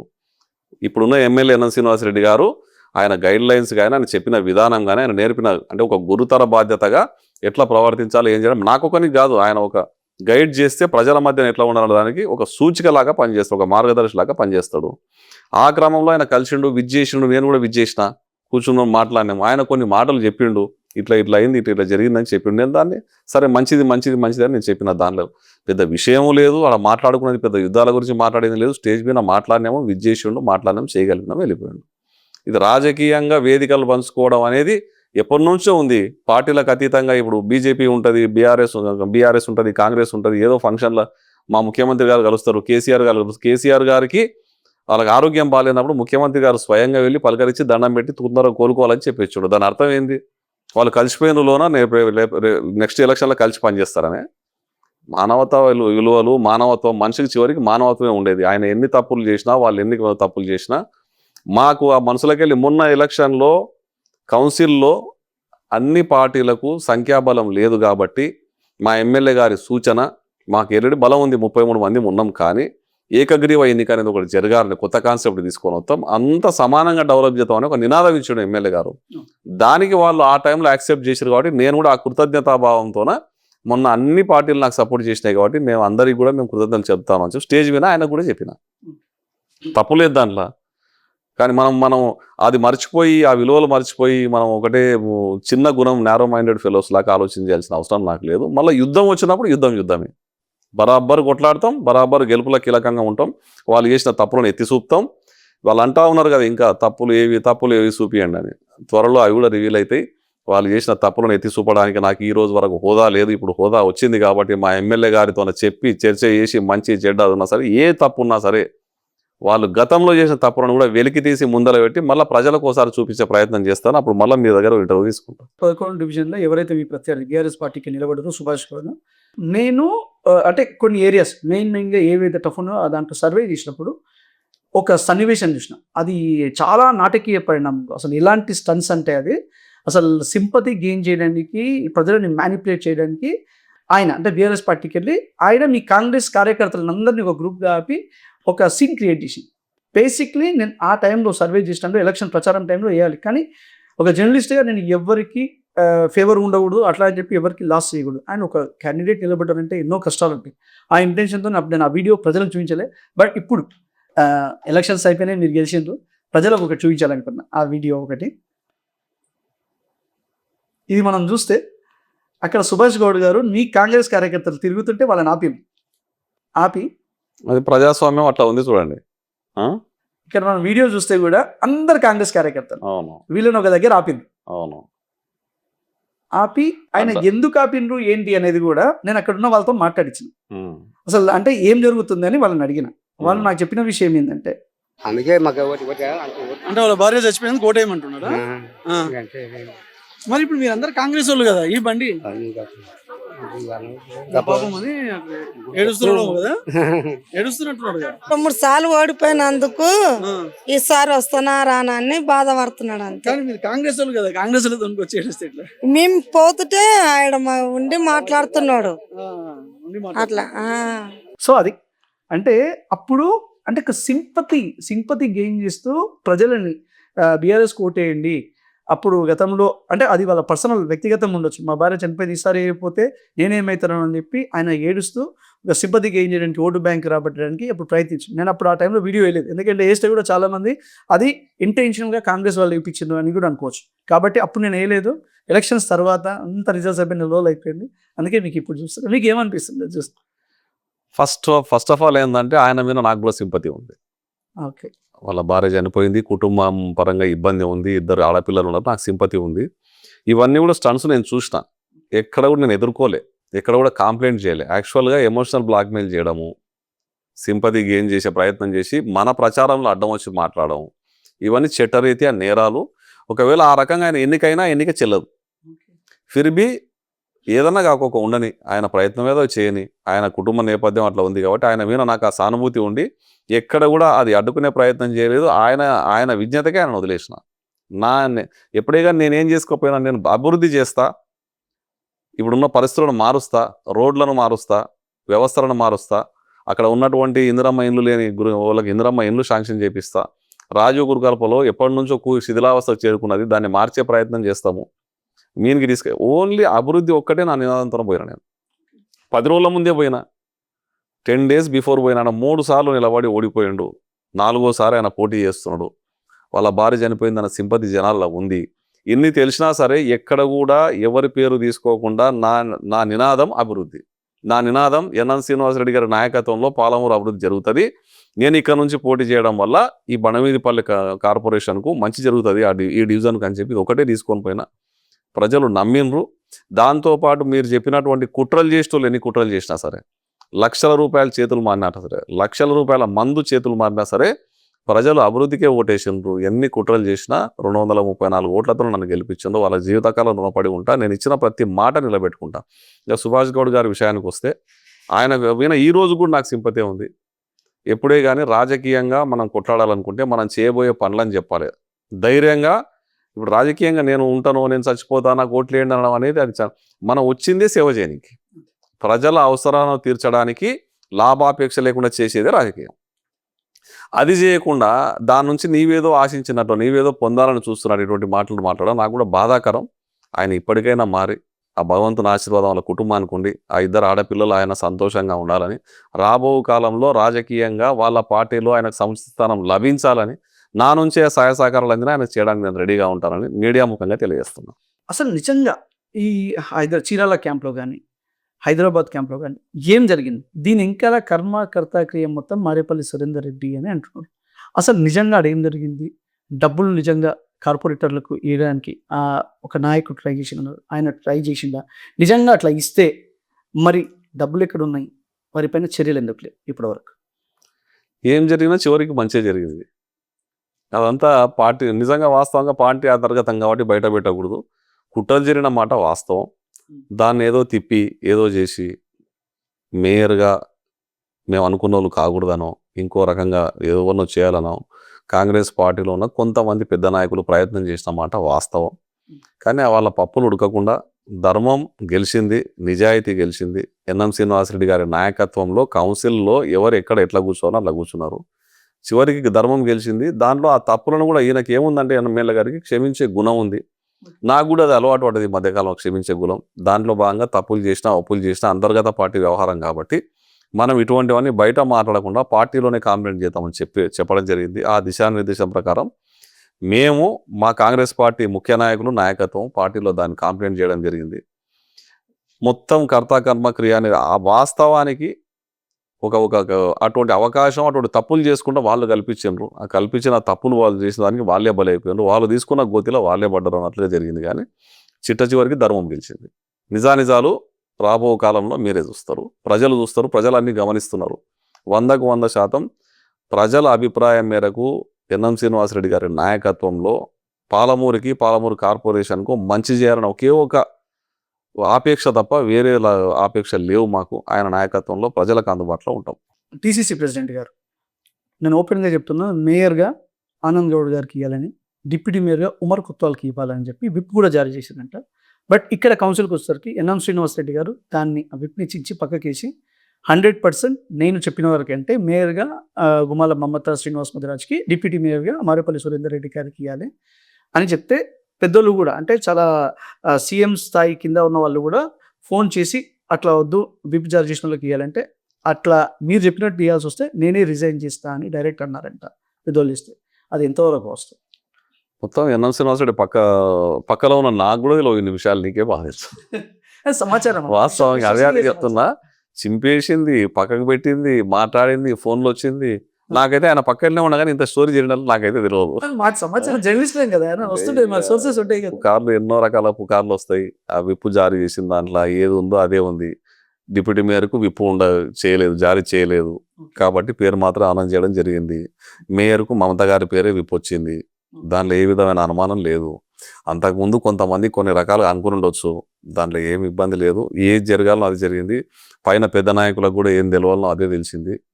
ఇప్పుడు జస్ట్ 1 వీక్ 10 డేస్ లోపలనే మా కార్పొరేషన్లో ఉన్న వాళ్ళందరూ కార్పొరేటర్లము మా మేయర్ గారి ఆందోళనలో డిప్యూటీ మేయర్ను ఎమ్మెల్యే గారి ఆందోళనలో పోయి బ్రహ్మాండంగా సీఎం గారిని కలిసి సీఎం గారి ఆశీర్వాదం తీసుకొని వస్తాం. అది మీరు చూస్తారు. అయితే మీరు చెప్తున్నారు విప్పు జారీ చేసిన దాని ప్రకారం ఇచ్చినామని, కానీ అప్పటి నుండి ఇప్పటి వరకు కానీ కాంగ్రెస్ పార్టీలో ఉన్న పెద్ద నాయకులు మీరు ఎక్కడ కలవట్లేదు. ఈవెన్ మనం ఇటీవల చూస్తే కూడా పవిత్ర రంజాన్ మాసంలో కూడా ఎన్ని ఇఫ్తార్ విందులు అయితే ఎప్పుడు కూడా చూడండి. అసలు ఒక వర్గం మొత్తం సపరేట్గా ఉన్నారు. నేను ఓపెన్ చెప్తున్నా, సంజీవ్ ముదిరాజ్ గారు కానీ, ఉబేదుల్లా కొత్వాల్ గారు కానీ, లేకపోతే బెక్కర్ మధు గారు కానీ, లేకపోతే దాంట్లో ఉన్న ఆనంద్ కుమార్ గౌడ్ గారు కానీ, అంటే ఒక వర్గం మొత్తం సపరేట్ ఉంది. మీరు ఎమ్మెల్యే గారు, మీరు ముడా చైర్మన్ లక్ష్మణ్ యాదవ్ గారు, వినోద్ కుమార్ గారు, అంటే సిరాజ్ ఖాద్రి, మీ వరకు మీరు ఒక సపరేట్ వర్గం. అసలు మీరు ఇంతవరకు గత ఎలక్షన్స్ అయినప్పుడు ఇప్పటివరకు కలిసి వేదికను పంచుకోలేదు. మరి దీన్ని ఎట్లా చూసుకోవాలి? వర్గాలు లేవని కాంగ్రెస్ పార్టీ పెద్ద నాయకులు అందరూ అంటారు, కానీ అసలు క్లియర్గా కనబడుతుంది 100% ఈడ 2 వర్గాలుగా చీలిపోయింది అన్నట్టు. అసలు మీరు ఎందుకు మరి ఒక్క వేదిక మీరు కలవట్లేదు? ఎవరు కూడా ట్రై చేయట్లేదు. చీలిపోలేదు అనేది పక్కకు పెడితే కాంగ్రెస్ పార్టీలో వర్గాలు లేవు అని చెప్పడం ఎవరు చెప్పరు. కాంగ్రెస్ పార్టీలో వర్గాలు బరాబర్ ఉంటాయి. వర్గాలు ఎందుకు ఉండవు? చాలా మంది అడిగితే అంటే నేను చెప్తున్నా ఉంటాయని. కాంగ్రెస్ పార్టీలో వర్గాలు ఉంటాయి, కానీ ఎలక్షన్ వచ్చినప్పుడు అధిష్టానం ఏం చెప్తే దాని వెంబడి పోయే ప్రయత్నం చేస్తారు. అది జరిగింది. కాంగ్రెస్ పార్టీలో వర్గాలు లేకుంటే ఎట్లా ఉంటుంది? ఇప్పుడు DCC అనేది పార్టీ ఆర్గనైజేషన్ సంబంధించిన అంశం, ఎమ్మెల్యే అనేది ప్రభుత్వానికి సంబంధించిన అంశం. పార్టీ ఆర్గనైజేషన్లో వాళ్ళు ఉన్నారు, ప్రభుత్వానికి సంబంధించిన దానిలో ఉన్నారు. మళ్ళీ ఎమ్మెల్యే ఏంది, పార్టీని ప్రభుత్వాన్ని సమతుల్యం చేసుకుంటూ ముందరికి పోవాలి. ఎమ్మెల్యే గారు ఆ ప్రయత్నం చేస్తూనే ఉంటారు. ఎప్పటికీ ఏమైనా పొరపాటు జరిగితే మీద కాంప్లైంట్ చేసి దాన్ని సరిదిద్దే ప్రయత్నం చేస్తారు, దగ్గర నుండి చేస్తారు. బరాబర్ వర్గాలు ఉంటాయి, స్వేచ్ఛ ఉంటుంది, ఎవరు అనుకున్న వాళ్ళు చేయగలుగుతారు, ఎవరు ఇష్టం ఉన్న వాళ్ళు కాంప్లైంట్ చేయగలుగుతారు, ఎవరు ఇష్టం వచ్చిన వాళ్ళు మాట్లాడగలుగుతారు. కాంగ్రెస్ పార్టీలో ఉన్న స్వేచ్ఛనే ఇది. కానీ అంతిమంగా ప్రజలు అన్నీ గమనిస్తారు. ప్రజలు ఎవరికి ఎప్పుడు ఎట్లా పట్టం కట్టాలో అట్లా కడతారు. ప్రజా తీర్పే ముఖ్యమైనది. కాబట్టి ఆ వర్గాలలో కూడా ప్రజల యొక్క మనస్తత్వం ఎవరైతే చురగొంటారో, ఆ వర్గాల్లో ప్రజలకు ఎవరైతే దగ్గర అవుతారో వాళ్ళకే అధిష్టానం గుర్తించి టికెట్లు ఇచ్చే ప్రయత్నం చేస్తుంది. వాళ్ళకే అధిష్టానం టికెట్ ఇస్తూ ప్రజలు కూడా వాళ్ళని ఆశీర్వదిస్తారు. ఈ కుప్పిగంతులు వేసి ఇవి అవి రకరకాల మనుషులు ఉండడం ఇవన్నీ కూడా ఎవరు ఏ కుట్ర చేసినా సరే భగవద్గీతలో చెప్పినట్లుగా తను దోవుకున్న కుట్రకు తను దోవుకున్న దానికి తనే బలైపోతారు. గీతలో ఒకటి చెప్తారు, భగవద్గీతలో ఒకటి చెప్తారు, నీవు సమాజానికి నీవు నీ పక్కన ఉన్న వాళ్ళకు నీ ప్రజలకు ఏది ఇస్తే కర్మ నీకు అది తిరిగిస్తుంది అని. అంటే నీవు కుట్రలు ఇస్తే కర్మ నీకు కుట్రతో సమాధానం చెప్తుంది, నీవు మంచి ఇస్తే కర్మ మంచితోనే సమాధానం చెప్తుంది. కాబట్టి కుట్రలు చేయడం తగ్గించుకోవాలి. ఎవరైనా సరే అందరి గురించి చెప్తా ఉన్నాను నేను, కుట్రలు చేయడం తగ్గించుకొని ప్రజలకు చేరువయ్యే ప్రయత్నం చేయండి, ప్రజలకు సేవ చేసే ప్రయత్నం చేయండి, ప్రజలకు దగ్గరయ్యే ప్రయత్నం చేయండి. అంతిమంగా మీకు కూడా ఆ ప్రేమ ప్రజలు ఇస్తారు. ఎవరైనా సరే అందరికీ మంచి మనసు ఇయ్యాలి, మంచి మనసు ఇయ్యాలని భగవంతుని ఎప్పుడు కోరుకుంటా ఉంటా. గీతా సారాంశంలో చూసే నేను కూడా అదే ప్రయత్నం చేస్తూ ఉంటా, వాళ్ళు కూడా అదే. నిమిత్త మాత్రం మానవులం కాబట్టి కొన్ని తప్పులు చేస్తాం, అది సరిదిద్దుకొని సక్రమైన మార్గంలో నడవడానికి ప్రయత్నం చేయలే, లేకుంటే ఆ మంటకు ఆ చితికి వాళ్ళే కాలిపోతారని చెప్తాం. అలా ఇప్పుడు మామూలుగా చూస్తే అందరు ఏమనుకుంటారంటే చాలా స్వేచ్ఛగా ప్రశాంతంగా ఉంది అని అనుకుంటున్నాం. కానీ కొందరు మేధావులు ఏమంటున్నారంటే ఇది ప్రశాంతత కాదు, ప్రశాంతం అంటే ప్రళయం వచ్చే ముందు ఎట్లున్నారో అట్లుంది. 100% వెరీ సూన్ మామూలుగా ఊహించని ఏవో మార్పులు అయితే జరుగుతాయి. మీరు కాదు, మీకు సంబంధం లేకుండా చాలా అంటే ఏదో ఇష్యూస్ అయితే కాబోతున్నాయి, ప్రళయం రాబోతుంది అన్నట్టు ఉంది వాతావరణం అన్నట్టు. సో దాన్ని మీరు ఎక్స్పెక్ట్ చేస్తున్నారు, ఫీల్ అవుతున్నారు? నెంబర్ 1 నేను స్థితప్రజ్ఞులాగా ఉందాం అనుకుంటున్నా. బాధ వచ్చినా సంతోషం వచ్చినా కష్టం వచ్చినా సుఖం వచ్చినా ఒకటేలాగా నిశ్చలంగా ఉండాలని నా మైండ్ నేను ట్యూన్ చేసుకుంటున్నా. ఎన్ఎం శ్రీనివాసరెడ్డి గారు నేర్పింది ఇది. వాస్తవంగా చెప్తాను, ప్రళయం రాని మునిగిపోని ప్రజలకు అందుబాటులో ఉండి సేవ చేసే ఒకటే లైన్ పెట్టుకోవాలని నిర్ణయించుకున్నాం. ఏం జరిగినా సరే, ఎన్ని కుట్రలు జరిగినా సరే, ఏం పోతుంది రామా, ఏం తీసుకొని వచ్చినాము, ఏం తీసుకొని పోతాం, ఏం పోతుంది. ప్రజలు ఒకటి అర్థం చేసుకోవాలి, 24 గంటలు సురేందర్ రెడ్డి భగీరథకాలంలో డోర్లు తెరిచే పెడతాడు. 24 hours ఏ సర్వీస్ అయినా కష్టం వచ్చినా నష్టం వచ్చినా ఏదైనా సరే ఆదుకునే ప్రయత్నం చేస్తాం. నా ఒంట్లో శక్తి ఉన్నంత వరకు పాలమూరు ప్రజలకు సేవ చేయాలని నిర్ణయం తీసుకున్నాం, చేస్తూనే ఉంటాం. తర్వాత ఈ మీన కుట్రనేటి రాజకీయం ఎన్ని జరుగుతూనే ఉంటాయి. నేను ధర్మంగా ఉన్నంత వరకు ఆ ధర్మం వాళ్ళను నుంచి నన్ను కాపాడుతుందని నేను అనుకుంటా ఉన్నా. ఆ ధర్మం మీదనే నడుస్తా, ధర్మం మీదనే ఉంటా. ఎన్ఎం శ్రీనివాసరెడ్డి గారి ఆందోళనలో, కాంగ్రెస్ పార్టీలో, రేవంత్ రెడ్డి గారి నాయకత్వంలో ఖచ్చితంగా మేము ఇక్కడ ప్రజలకు అందుబాటులో సర్వీస్ చేయడానికి ఉంటాము, ఉండబోతాం కూడా. అయితే మేయర్, డిప్యూటీ మేయర్ ఎందుకు వీళ్ళు ఇంత కష్టపడ్డారు, వీళ్ళని ఎందుకు చేసిండ్రు అంటే మన అండర్ డ్రైనేజ్ గురించి కానీ వాటర్ దాంట్లో గురించి కానీ 1200 కోట్లు వచ్చినాయి మామూలుకి. సో ఇదంతా ఎప్పటి నుండో స్కెచ్ నడుస్తుంది. ఆ 1200 కోట్ల పైన మంచిగానే బాగా సంపాదించాలన్న ఇంటెన్షన్తోనే ఇదంతా జరిగింది. మేయర్, డిప్యూటీ మేయర్ వీళ్ళు అనుకున్న వాళ్ళు వచ్చిండ్రు అని కొందరు, అంటే నేను ఒక ఇంటర్వ్యూ చేసిన తెలిస్తే కింద కామెంట్స్ పెడుతుంటారు. అట్లా కొందరు బయట కూడా కొందరు ఎటువంటి ఆరోపణలు చేస్తున్నారు. అది బీఆర్ఎస్ వల్ల ఎవరు చేస్తున్నారు, ఎవరైనా కావచ్చు. అంటే ఇంతకుముందు అంటే నార్మల్గా ఒక జీమెయిల్ క్రియేట్ చేస్తారు, కింద కామెంట్ పెడతారు. ఇప్పుడు ఐపీ అడ్రస్ గుర్తుపట్టొచ్చాము మీరు, ఎందుకంటే తిడుతుంటారు, అవన్నీ పెడుతుంటారు. అట్లా కూడా జరుగుతున్నాయి. కొందరు మొదట ఆ 1200 కోట్లు ఆడడం అనేది ఒకటి చెప్పాలి. అసలు అంత ఈజీగా మాట్లాడడం అనేది చాలా ఈజీగా మాట్లాడవచ్చు. దాని ఇంకా నిజాలు మంచి చెడ్డలు తెలుసుకోవాలి. 2.5 ఏళ్ళు అయింది కాంగ్రెస్ గవర్నమెంట్ వచ్చి. ఎన్ఎం శ్రీనివాసరెడ్డి గారు ఎమ్మెల్యే, ఎన్ఎం శ్రీనివాసరెడ్డి గారితో పాటు ఆయన అభివృద్ధిలో పాలు పంచుకుంటూ ఆయన ఎంబడి మేమంతా నాయకులు నడవబట్టి గత 10 ఏళ్లలో బీఆర్ఎస్ ప్రభుత్వం ఉంది. ఈ 2.5 yearsలో వాళ్ళు ఎన్ని కొల్లగొట్టిరో నాకు తెలియదు. ఎన్ఎం శ్రీనివాసరెడ్డి గారికి ఈ రోజు కూడా ఎట్లా ఉన్నాడు, ఎటువంటి జీవితం గడుపుతున్నాడు, సాధారణ జీవితం, ఆయన ఏం సంపాదించుకోవడం ఏం లేదనేది ఒకటి చూడాలి. నా విషయానికి వస్తే నాది కూడా నిజంగా బేరీజ్ చేసి ఓపెన్గా వైట్ పేపర్ రాసిస్తా. నా విషయానికి వస్తే నేను 2.5 ఏళ్ల ముందు ఎట్లా ఉన్నా, 2.5 ఏళ్ల తర్వాత ఎట్లా ఉన్నా దాన్ని కూడా బేరీజ్ చేయండి. నా ఖర్చులు పెరిగినాయా, నాకు నన్ను నమ్ముకున్న వాళ్ళకి నేను పెట్టే విధానం పెరిగిందా, సేవ గుణంలో నేను చేసేది పెరిగినాయా, అప్పుడున్న నా ఆస్తులు భూములు ఇప్పుడు నేను ఆస్తుల భూములు బేరీజ్ చేయండి అంటున్నా. ఖచ్చితంగా గతంలో ఉన్న భూములకు 5 ఎకరాలు 5 ఎకరాలు 5 ఎకరాలు తగ్గుకుంటా వస్తుంది. రీసెంట్గా కూడా ఒక 4 ఎకరాలు నాకు మంచి బిట్టు 4 ఎకరాలు హైదరాబాద్లో ఉంటే అమ్ముకున్నా. 4 ఎకర్స్ ఇబ్రాహీంపట్నం దగ్గర ఉండే, ఫ్యూచర్లో అవుటర్ వస్తుంది అని చెప్పినా కానీ, అంటే మేము అమ్ముకుంటా త్యాగం చేసుకుంటా ప్రజలకు సేవ చేయాలనే ఉద్దేశంతో ఉన్నాం. రీసెంట్గా నా కూతురు కూడా మీకు చెప్పింది, ఒక ఫౌండేషన్ ఏర్పాటు చేస్తున్నామని చెప్పింది. దాని ద్వారా కూడా పేద విద్యార్థులకు ఒక కాన్సెప్ట్ తయారు చేసుకుంటా ఉంది. రాజకీయాలకు అతీతంగా ప్రజలకు సేవ చేయాలి, పేద విద్యార్థులు చదివియాలి. మెడికల్ స్టూడెంట్కి మొన్న ఒక 2,10,000 రూపాయలు ఆయన చేత ఉంటే ఇప్పించడం జరిగింది. ఇటువంటి కార్యక్రమాలు చేసుకుంటూ అవుతా ఉన్నాం. మా ఆస్తులు తరుగుతున్నాయి రాజకీయంగా, మేము కోరుకున్నది ప్రజల ప్రేమను, ప్రజలకు సేవను. ఆయన ఆస్తులు అవతల ఆస్తులు పెరుగుతున్నాయి. మీరు ఇప్పుడు చెప్తున్నా కదా నేను, మీరు గతంలో 5 ఏళ్ల కింద నా ఆస్తులు, 5 ఏళ్ల తర్వాత నా ఆస్తులు లెక్కేసుకొని ఎక్స్ట్రా వస్తే పాలమూరుకు రాసిస్తాం. 1,200 కోట్ల గురించి మీరు మాట్లాడుతూ ఉన్నారు. ప్రాజెక్టులు డబ్బులు తీసుకురావడానికి డెవలప్ చేయాలనే కోరిక ఉంది. ఎమ్మెల్యే గారు తెచ్చిండ్రు, IIIT కాలేజ్ తెచ్చిండ్రు, లా యూనివర్సిటీ తెచ్చిండ్రు, అండర్ గ్రౌండ్ డ్రైనేజ్, డ్రింకింగ్ వాటర్ది ఎన్నో రకాల ఫండ్స్ తీసుకొచ్చారు. తీసుకొచ్చిన దానికి అప్రిషియేట్ చేయకుండా వాళ్ళ దాంట్లో కూడా కోడిగుడ్డు విన బొచ్చు వీకినట్టుగా దాంట్లో కూడా ఉంది అంటారు కదా. ఆ కోట్ల రూపాయల 100 కోట్ల రూపాయల టెండర్లు అని హైదరాబాద్లో జరుగుతాయి. ఆన్లైన్ టెండర్లు అవి. కంపెనీలు కూడా పెద్ద పెద్ద కంపెనీలు తీసుకుంటాయి. వాళ్ళ దగ్గర కకృతి పడి మనం పోయి మన దరిదాపుల వాళ్ళ వర్క్ల క్వాలిటీ ఉంటుంది, వాళ్ళు చేసే పనుల నిబద్ధత ఉంటుంది. కానీ ఇక అంతకు మించి వాళ్ళతో నుంచి మనం మాట్లాడే యాక్సెస్ కూడా ఉండదు, ఏం జరగదు. ఇప్పుడు కూడా చెప్తా ఉన్నా, ఎమ్మెల్యే గారు నన్ను నిందలు ఎందుకబ్బా, వైట్ పేపర్ లాగా 1,200 కోట్లలో 1,200 రూపాయలు మాకు వస్తే కూడా నేనైతే రాజకీయ సన్యాసం తీసుకుంటా అన్న. ఈ విషయంలో రియల్లీ చాలా గ్రేట్. అయితే దీనికి అనుబంధంగా ఒక విషయం నేను ఒకటి అడగాలనుకుంటాను. ఎందుకంటే మీరు కార్పొరేషన్కి, నేను డిప్యూటీ మేయర్ కాబట్టి, చెరువుల గురించి మాట్లాడితే చాలా చెరువులు అన్యక్రాంతమైనవి. గత ప్రభుత్వంలో చాలా చెరువులని కబ్జాలు చేశారు, ఆక్రమణకు గురైనవి. FTL పరిధిలో ఉన్నాయి కానీ బఫర్ జోన్లో ఉన్నాయి కూడా ఆక్రమణకు గురైనవి అన్నారు. అదేవిధంగా మహబూబ్ నగర్లో చూస్తే కూడా మనం అక్కడ అంటే భగీరథ కాలనీ చూస్తే ఇక్కడ STS వరకు ఓకే, అండ్ ఇక్కడ MVS కాలేజ్ నుండి మళ్ళీ ఇక్కడ న్యూటౌన్ ఇవన్నీ చూస్తుంటే కూడా ఇవన్నీ కూడా ఫుట్పాత్లు మొత్తం ఆక్రమణకు గురవుతున్నాయి. ఆ ఫుట్పాత్లు మొత్తం ఆక్రమణకు గురై కావడం వల్ల షాప్స్కి వచ్చిన వాళ్ళందరూ బండ్లని నడి రోడ్డు వరకు పెడుతున్నారు. సో దీన్ని కూడా కాన్సన్ట్రేట్ చేయాలి. క్లాక్ టవర్ దగ్గర కూడా ఇష్టం వచ్చినట్టు కార్లు ఏంటంటే వస్తున్నారు, షాప్లోకి పోతున్నారు, దానివల్ల కూడా ప్రాబ్లం అవుతున్నాయి అంటున్నారు. సో ఒక డిప్యూటీ మేయర్గా వీటిపైన కూడా మీరు కాన్సన్ట్రేట్ చేస్తే బాగుంటుందని ప్రజలు కోరుకుంటున్నారు. మన ఆర్టిక్ న్యూస్ వెనుక నేను మీ దృష్టికి తీసుకురావాలని. మొట్టమొదట చాలా మంది చిరు వ్యాపారులు రోడ్ల మీద బతుకుతా ఉన్నారు. ఎప్పటి నుంచో అలవాటు పడిపోయినారు. ఆ చిరు వ్యాపారాలను జరిపే ప్రయత్నం ఎవరు చేయలేదు. మా ఆలోచన ఏంటంటే కొన్ని రకరకాల కాంప్లెక్స్లు, మున్సిపల్ కాంప్లెక్స్లు పెంచడము, వాళ్ళకి షెడ్లు నిర్మించడం, దాని తర్వాత వాళ్ళకి ఆల్టర్నేటివ్గా ఆ షెడ్లు చూయించి వాళ్ళని జరిపే ప్రయత్నం చేయాలనేది ఒక చర్చ నడుస్తూ ఉంది. దానిలో శిథిలావస్థకు చేరుకున్న మార్కెట్లో ఉన్నది ఒక కాంపౌండ్ ఉంది. అన్ని రకాలుగా దాదాపు 400-500 షెడ్లు ఏర్పాటు చేసి వాళ్ళని అక్కడ షిఫ్ట్ చేస్తూ ఈ రోడ్లు, మెయిన్ రోడ్లు అన్ని క్లియర్ చేసుకుంటూ పోవాలి.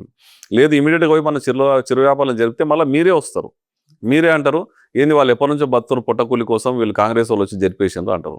కాబట్టి వాళ్ళకు ఒకటి అవకాశం చూయించి వాళ్ళని అక్కడ నుంచి షిఫ్ట్ చేయించి ఈ రోడ్లు క్లియర్ చేయాలని కొద్దిగా టైం టేకింగ్, కానీ శాశ్వత పరిష్కారం ఏదైనా సరే శాశ్వత పరిష్కారం తీసుకుపోయే దిశగా ప్రయత్నం చేస్తూ ఉన్నాం. అది సాధ్యం కూడా చేస్తాం ఖచ్చితంగా. ఫుట్పాత్లను కూడా క్లియర్ అవుతాయి. ఇంకోటి చెరువుల విషయం, చాలా మందికి ఊరికే సోషల్ మీడియాలో పెట్టి రాసేస్తూ ఉంటారు. చెరువుల మీద అవగాహన లేని వాళ్ళు చాలా మందికి రాస్తూ ఉంటారు. 100కు 100% చెరువులు ఆడాడ కబ్జాకు గురవుతున్నది, చెరువులు ఎంక్రోచ్ అవుతున్న మాట వాస్తవం. దాన్ని అన్నిటి స్ట్రీమ్ లైన్ చేసి మొన్న కొత్త మాస్టర్ ప్లాన్ వచ్చింది. మాస్టర్ ప్లాన్లో రెవెన్యూ రికార్డ్స్లో, రెవెన్యూ మ్యాపుల్లో సూచించిన విధంగా గొలుసుకట్టు చెరువులు అని ఉంటాయి. అంటే ఒక చెరువు నిండితే వెనకటికి మన పాతకాలంలో ఆ చెరువు నుంచి ఇంకో చెరువుకు, ఇంకో చెరువుకు నీళ్లు పోయి అక్కడ నుంచి అవి బయటికి వెళ్ళిపోయేటట్టు ఒక వ్యవస్థ తయారై ఉంటుంది వెనకటి నుంచి. ఆ గొలుసుకట్టు చెరువులు ఎన్ని ఉన్నాయో గుర్తించే ప్రయత్నం చేస్తాం. కొన్ని ఏముంటాయి, పట్టా ల్యాండ్లో చిన్న చిన్న కుంటలు అప్పటికి వాళ్ళు వాటర్ స్టోరేజ్ చేసుకోవడానికి పెట్టుకుంటారు. దానికి లింక్ ఉండదు, గొలుసుకట్టు లింక్ ఉండదు. ఆ లింక్ ఉండదు. కాలక్రమేణా అది ఏమైపోతుంది, ప్లాట్లాగా మారిపోయింది, వెంచర్లు అయిపోయినాయి, బిల్డింగ్లు కట్టుకున్నారు. అటువంటి వాళ్ళని మనం డిస్టర్బ్ చేయలేము. అంటే ఒక దగ్గర వాటర్ ఆగి ఆన్నే ఉండాల్సిన పరిస్థితి వచ్చేది ఇప్పుడు ఉండదు. అంటే చెరువు అని అంటేనే కుంట, దాని నుంచి గొలుసుకట్టు, దాని నుంచి ఇంకో దగ్గరికి వాటర్ పోయే సోర్స్ ఉండాలి. అవన్నీ కూడా ఫిజికల్గా ఎంక్వైరీ చేస్తూ ఉన్నారు. ఇరిగేషన్ డిపార్ట్మెంట్ ఉంది, సర్వే డిపార్ట్మెంట్ ఉంది. అటువంటివన్నీ కూడా కాపాడాలనే ముందు ఎంక్రోచ్ అవుతారని ఎర్రగుంట చెరువును ముందుగా ప్లాన్ చేసుకొని ఎర్రగుంట చెరువును కాపాడి దాన్ని సుందరీకరణ చేయాలని, రాబో కాలంలో ఇంకా కొన్ని చెరువులని, ఇప్పుడు ట్యాంక్ బండ్ను కూడా మిగతా నిధులతోన వాళ్ళు అప్పుడు దుర్వినియోగం చేసిన నిధులన్నీ చాలా నాణ్యత లేని వర్కులు చేసినారు. ఇసుక బదులు ఏదో డస్ట్ పోసి ఏదో మీన కట్టారు, క్రాకులు వచ్చినాయి, ఊసిపోతూ ఉన్నాయి. వాటన్నిటిని పర్మనెంట్ సొల్యూషన్గా శాశ్వతంగా దాన్ని కూడా కట్టాలని చెప్పి దాన్ని కూడా జర నిధులు సమీకరిస్తూ ఉన్నాం. రాబో కాలంలో శాశ్వత పరిష్కారం దిశగా మీన షోపుటప్పులు చేసి అప్పటికప్పుడు మార్కులు కొట్టి 100 మందిని గుంపు పెంచుకొని సన్మానాలు పాలాభిషేకాలు చేపించుకొని ఇప్పుడే మేమేదో చేసేసినాం చూపించుకున్నటువంటి నాయకత్వం మాకు లేదు. ఇక్కడ మా ఎమ్మెల్యే గారు కానీ రేవంత్ రెడ్డి గారు కానీ ఏం చేసినా ఒక 50-60 ఏళ్ళ ప్రజలకు శాశ్వతంగా గుర్తుండిపోవాలి, నాణ్యతతోనూ కూడుకున్న పని చేయాలి, ప్రశాంతంగా పాలమూరును ఎక్స్పోజ్ చేసుకునే దానికన్నా యాక్షన్లో ఎక్కువ చూపించాలని చెప్పి ఉన్న నాయకత్వం దానికి తగ్గట్టుగానే పనులు జరుగుతూ ఉన్నాయి. మామూలు మున్సిపల్ కార్పొరేషన్లో మేయర్ ఛాంబర్ కంటే కూడా డిప్యూటీ మేయర్ ఛాంబర్ చాలా హంగులతోని, చాలా టెక్నాలజీ యూజ్ చేసి కూడా లోపల కూడా చాలా మంచి హంగులు అసలు ఒక రేంజ్లో తీసుకుంటున్నారు. దాదాపు 32 లక్షలు వెచ్చించి డిప్యూటీ మేయర్ తన ఛాంబర్ని రెడీ చేసుకుంటున్నారు అని ఒక ఆరోపణ వినపడదు. అది ఎంతవరకు వస్తుంది? పోదాం, మనం ఈ కెమెరాలు తీసుకొని నా ఛాంబర్లకు పోదాము. కార్పొరేషన్ అయిందని మీరే అన్నారు. కార్పొరేషన్లో మేయర్ గారికి ఛాంబరు, యాంటీ రూము వ్యవస్థ ఉంది. డిప్యూటీ మేయర్ గారికి లేదు. గతంలో ఉంటే మున్సిపాలిటీ ఉన్నది, గతంలో డిప్యూటీ మేయర్కి లేదు. అది మొత్తం కూడా పాత బిల్డింగ్, చాలా శిథిలావస్థకు చేరుకున్నది. మనం కొత్త కార్పొరేషన్ బిల్డింగ్ కట్టుకోవాల్సిన అవసరం కూడా ఉంది అనేది ఒక ప్రపోజల్ ఉంది. దేవుని దేవల ఫండ్స్ శాంక్షన్ అయితే కొత్త బిల్డింగ్ కూడా కట్టుకునే అవకాశం ఉంది. కానీ ఈ కార్పొరేషన్కు 1,100 కోట్ల నిధులు వస్తూ ఉన్నాయి. ఎన్నో రకాలైన టెక్నికల్గా ఎంతో అవగాహన ఉన్నోళ్ళు, ఎంతోమంది మేధావులు, సైంటిస్టులు, ఈ చెత్త గురించి అయితేనేమి, డ్రైనేజ్ గురించి అయితేనేమి ఎంతోమంది అధికారులు వస్తారు. వాళ్ళు వచ్చి కూర్చొని మాట్లాడడానికి 2 ఆఫీసులు కావాలి. మేయర్ గారి ఆఫీస్ ఉంటుంది, మేయర్ గారు ఉన్నప్పుడు మేయర్ గారి ఆఫీసు, మేయర్ గారు అందుబాటులో లేకుంటే నేను ఉంటా. మేము వాళ్లకు సమాధానం చెప్పి, అంటే ఎంతోమంది మేధావులు వచ్చి కూర్చోవడానికి ఒక విడిది తయారు చేయడానికి కూడా ఆ బిల్డింగ్లన్నీ పాత శిథిలావస్థ వచ్చి ఏది కొట్టినా ఊసిపోయే పరిస్థితి ఉంది. కాబట్టి దాన్ని మాడిఫికేషన్ చేస్తూ వెనక సైడ్ మొత్తం డంపింగ్ లాగా ఉన్నది. గతంలో ఏమైంది, డంప్ చేసినారు, ఆ చెత్తనంతా ఎత్తిపియడం, క్లీన్ చేయడం, గ్రీనరీ లాగా చేయడం, ఒక షెడ్ నిర్మించడం, దానిలో బాగా చేసినాం. మేయర్ గారి దాంట్లో నాది సగమే ఉంది ఆఫీసు, మీకు చూపిస్తాను. మేయర్ గారి ఆఫీస్ కన్నా అర్ధ భాగం నా ఆఫీస్ ఉంటుంది. అది కూడా నాది కాదు, అది నా సొంతానికో, నా ఇంటికో, నా కుటుంబానికో పెట్టుకున్నది కాదు. అది గౌరవానికి ప్రతీక. ఎంత చిల్లర విషయాల గురించి మాట్లాడతారంటే గౌరవానికి ప్రతీక. Mamnoor corporation mayor, deputy mayor అనేది మేము వ్యక్తులుగా కాదు, ఆ సీట్లకు ఉన్న గౌరవం ఉండాలి. ఆ సీట్లకు ఎంతోమంది వస్తారు, ఆ గౌరవాన్ని తగ్గట్టుగా మాట్లాడతారు. మంచిగా ఉంది, మేయర్ ఆఫీస్ మంచిగా ఉంది, డిప్యూటీ మేయర్ ఆఫీస్ మంచిగా ఉంది మాట్లాడతారు. మన పాలమూరికి, మన పురపాలక సంఘానికే గౌరవం కదా అది, కార్పొరేషన్ గౌరవం. ఈరోజు నేను ఉంటా, రేపు ఇంకోరు ఉంటారు, రేపు ఎల్లుండి నీవు ఉంటావు. ఉన్నాను కానీ మేయర్ దగ్గర కొంచెం తక్కువ, డిప్యూటీ మేయర్ ఎక్కువ. నేను అదే అంటా ఉన్నా, మేయర్ ఆఫీసును, డిప్యూటీ మేయర్ ఆఫీసును మీరే కెమెరాలతోనే జూమ్ చేయండి. మేయర్ ఆఫీసులో అర్ధ భాగమే నా ఆఫీస్ ఉంటుంది. అది కూడా ఎక్కడ ఒకడ ఊసిపోతా ఉంది. దానికి ప్యానలింగ్ చేయించి వెనక సైడ్ ఏదో కొత్త క్లీనింగ్ చేయించి ఆ డబ్బు కూడా నేను ఇంటికి తీసుకొచ్చి నా ఇంట్లో సోఫాలు వేసుకుంటాను కదా, వాళ్ళు అది కూడా ఎస్టిమేషన్, అది క్లియర్ అయింది కాదు, ఎంత ఖర్చు అవుతుంది అనేది తెలియదు. మొత్తం క్లీన్ చేయించి డంపింగ్ యార్డ్ క్లీన్ చేయడానికి చాలా ఖర్చు అవుతా ఉంది. వెనక షెడ్ ఒకటి, అంటే ఆ క్లీనింగ్ కూడా నా ఆఫీసులో వేస్తారా జనరల్గా. ఇంకోటి ప్రజాధనం దుర్వినియోగం అంటున్నారు కదా వాళ్ళు. గతంలో ఎక్స్పో బిల్డింగ్ ఒకటి కట్టిండు బస్ స్టాండ్ ముందర, ₹1,00,00,000, ₹1,10,00,000 హంగామా చేసిండు, ఫోటోలు దిగిండు, మళ్ళీ దాన్ని కూలగొట్టిండు. హాస్పిటల్ ముందర ఈ ₹5 అన్నానికి అని చెప్పి ఏదో కట్టిండు, దాన్ని ఫుల్ హంగామా చేసిండు, దాన్ని కూలగొట్టిండు. కోట్ల రూపాయల నిధులు పెట్టిండు, తీసేసిండు. ఎంతోమంది బిల్డింగ్లు కట్టి శిథిలావస్థకు చేరుకొని పనికి రాకుండా ఉన్నాయి. ఈయన సొంత అంగుల కోసం కట్టి కూలగొట్టిన దానికన్నా ఇది ఘోరమైన పనే. ప్రజల యొక్క గౌరవాన్ని, పాలమూరు పురపాలక సంఘం యొక్క గౌరవాన్ని, కార్పొరేషన్ యొక్క గౌరవాన్ని పెంచుతూ మా కార్పొరేషన్ బిల్డింగ్, మా కార్పొరేషన్ ఆఫీస్, మా మేయరు, మా డిప్యూటీ మేయర్ ఛాంబర్స్ అని పాలమూరు గర్వంగా చూపించే ప్రయత్నమా ఇది? లేకపోతే దేనికోసం ఇది? ఎన్నేళ్ళు ఉంటాం బా? 3 ఏళ్ళు, 4 ఏళ్ళు, 5 ఏళ్ళు ఉంటాం. 5 years తర్వాత ఎవరు కూర్చుంటారా? ఇంకో డిప్యూటీ మేయర్ కూర్చుంటాడు. ఇది రొటీన్గా జరిగే వ్యవహారం, సొంత కోసం తీసుకున్నది కాదు. ప్రజల కోసం ఉండేది, ప్రజల విడిది కోసం ఉండేది. ప్రతిదాన్ని రాజకీయం, ప్రతిదాన్ని కుట్ర. ఎక్కడ తిరిగి సురేందర్ రెడ్డిని టార్గెట్ చేయాలి, ఏదో ఒక రాయిగ్గాలి. దానివల్ల రాళ్ళు కొట్టి శిల్పమే అవుతుంది. రాళ్ళు కొట్టినోళ్ళు ఏం కాకుండా అవుతారు, అది చూసుకోమని చెప్తా ఉన్నా. వాళ్ళకు సలహా ఇస్తున్న, టైం వేస్ట్ చేసుకుని నాకు రాళ్ళు కొట్టి నన్ను ఇంకా ఎందుకు ఉక్కులాగా మార్చి మంచి, అంటే నాకు అది ఇష్టమే. ఎన్ని రాళ్ళు కొట్టినా తీసుకుంటా నేను. ఆ తీసుకున్న రాళ్లతోన ప్రజలకు సేవ చేస్తా. ఆ గాయాలను తీసుకొని రెడీగా ఉండా, వాళ్ళ కుట్రలు వాళ్ళు చేసుకొని నేను గట్టిగా ఉండా, నేను ప్రజలకు దగ్గర అవుతున్నా కాబట్టి నన్ను టార్గెట్ చేస్తున్నారు అనుకుంటా. I'm very happy. కుట్రలు చేసేటోళ్ళతో నేను హ్యాపీగా ఫీల్ అవుతా ఉన్నా. I'm very cool, very happy. అలా ఎమ్మెల్యే ఎన్ఎం శ్రీనివాస్ రెడ్డి గారు అసెంబ్లీలో, అంటే ప్రతి నియోజకవర్గానికి అభివృద్ధికి ఎవరిపైన డిపెండ్ కాకుండా బడ్జెట్ కోసం ఆలోచించినప్పుడు 25 కోట్లు ఇవ్వాలని అడిగింది.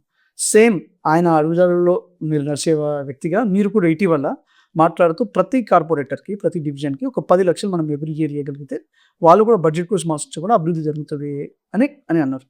సో అక్కడ మళ్ళీ సీఎం గారు వాళ్ళందరూ డిసైడ్ చేసి ఇవ్వాలి. ఇక్కడ మీరే deputy mayor, so decision maker కూడా మేయర్ డిప్యూటీ మేయరే ఆలోచించి కమిషన్తో కూర్చొని చేయొచ్చు. సో అది అయ్యే పనైనా నిజంగా మీరు అనుకుంటే 10 లక్షలు ఇవ్వచ్చా కార్పొరేటర్స్? నేను ఫస్ట్ ఆఫ్ ఆల్ ఎమ్మెల్యే గారితోనో మేయర్ గారితోనో డిస్కషన్ చేయాలనేది ఒకటి అనుకున్నా. ఆ రోజు జరిగిన పరిణామాలలో నా నోట్లోకి వెళ్ళి ఆ మాట వచ్చేసింది. ఆయన ఎమ్మెల్యే గారు గతంలో అడిగినారు, దానికి అనుగుణంగానే సీఎం గారు 5 కోట్లు ఎమ్మెల్యేకి ఇస్తున్నారు. 5 కోట్ల రూపాయలు స్పెషల్ డెవలప్మెంట్ ఫండ్ కింద ప్రతి ఎమ్మెల్యేకి వస్తుంది. ఇప్పుడు ఆయన 25 కోట్లు అడిగినా 5 కోట్లు వస్తుంది. దానివల్ల చాలా పనులు అవుతున్నాయి. Same at the same time ఈడ కూడా ఏంటంటే కార్పొరేషన్లో ఎక్కడ చూసినా కానీ కార్పొరేషన్లో ఒక చిన్న పైప్ పోయిందంటే కూడా 100 రూపాయలు 1000 రూపాయలు అయ్యే పనికి కూడా అధికారుల కోసం వెయిట్ చేయడము, ఇక్కడ నుంచి అక్కడ ఫోన్ చేయడము, మేయర్ గారి దగ్గరికి వెళ్ళడము, ఇటువంటివన్నీ చేస్తూ ఉన్నారు. కాబట్టి తక్షణమే వాళ్ళకు వాళ్ళు పని చేసుకోవడానికి ఇమీడియట్గా వాళ్ళ పని వాళ్ళు చేసుకుంటే 10 లక్షలు వాళ్ళతోనే ఉందనుకోరమ్మా, 10 లక్షలకి వెళ్ళి 5,000 అనే పని చేసుకుంటారు, 3,000 అయ్యే పని చేసుకుంటారు. ఇమీడియట్గా పనులు అవుతాయి. వాళ్ళకు కూడా కాన్ఫిడెన్స్ వస్తుంది, మేము ఎవరిని అడగకుండా మా ఫండ్లకి వెళ్ళి మేము ఖర్చు పెడుతున్నాం అని. దాన్ని నేను మాట్లాడిన తర్వాత మేయర్ గారితోనో డిప్యూటీ మేయర్ గారితోనో, డిప్యూటీ మేయర్గా నేను మేయర్గా ప్లస్ ఎమ్మెల్యే గారితో చర్చ చేస్తే మంచి ఆలోచన చేసినారు, దీన్ని ఇంప్లిమెంట్ చేయండి అని ఎమ్మెల్యే గారు కూడా చెప్పినారు. త్వరలోనే అది సాధ్యమైతే పెడుతున్నాం. చివరిగా మీరు మామూలు మున్సిపల్ కార్పొరేషన్ ప్రజలకు మీ కాంగ్రెస్ కార్యకర్తలకు ఏం చెప్పాలి? ముఖ్యంగా మొట్టమొదటిసారి మమ్మల్ని ఆశీర్వదించి ఎమ్మెల్యే గారిని ఎన్ఎం శ్రీనివాసరెడ్డి గారిని ఎమ్మెల్యే గెలిపించడంలో కానీ, మా గుమాల మమత గారిని మేయర్ చేయడంలో కానీ, నేను డిప్యూటీ మేయర్గా ఉండడం కానీ సమతుల్యంగా కులాలకు మతాలకు అతీతంగా అన్ని వర్గాలను సాటిస్ఫై చేసుకుంటూ మొదలుకోయే క్రమంలో మీ ఆశీర్వాదం మాకు కావాలి. నిజాయితీతోన మనస్ఫూర్తిగా దైవ సాక్షిగా ఇక్కడి రూపాయల కన్నా ఇక్కడ ఖర్చు పెట్టి మాకు వచ్చిన జీతాన్ని కూడా ఇక్కడనే ఖర్చు పెట్టి ఇంకా మేము సంపాదిస్తున్న మా వ్యాపారాల్లో డబ్బులు కూడా తీసుకొచ్చి ఇక్కడ ఖర్చు పెట్టి ఇక్కడ నుంచి ఏం తీసుకురాకుండా వచ్చినాము. ఇంత రుణంతోనే ఇక్కడ నుంచి మా డబ్బులే ఇక్కడ ప్రజలకు పెట్టాలనే కోరికతోనే ఉన్నాం కానీ సంపాదించాలనే కోరికతో లేము. మాకు ఇచ్చింది ఈ యొక్క పదవే మాకు శిరోధార్యంగా భావించి 100కు 100% ప్రజాసేవలో ప్రతి రూపాయి ఖర్చు పెట్టుకుంటా వాళ్ళ ప్రేమను పొందుకుంటా ప్రతి పేదవాడికి కూడా ప్రభుత్వ పథకం అందేటట్లుగా మా ప్రయత్నం మేము చేస్తాం. 24 గంటలు అందుబాటులో ఉంటాం. రాబోయే ఎన్నికల్లో కూడా అవకాశాలను బట్టి పరిస్థితులను బట్టి మా కాంగ్రెస్ పార్టీ అభ్యర్థులందరినీ గెలిపించుకునే ప్రయత్నం చేస్తాం. మా ఎమ్మెల్యే గారిని మా ఎన్ఎం శ్రీనివాసరెడ్డి గారిని మళ్ళీ ఒకసారి ఎమ్మెల్యేగా మంత్రిగా చూడాలని బలమైన కోరికతో ఉన్నామని తెలియజేస్తాం. Thank you. Thank you.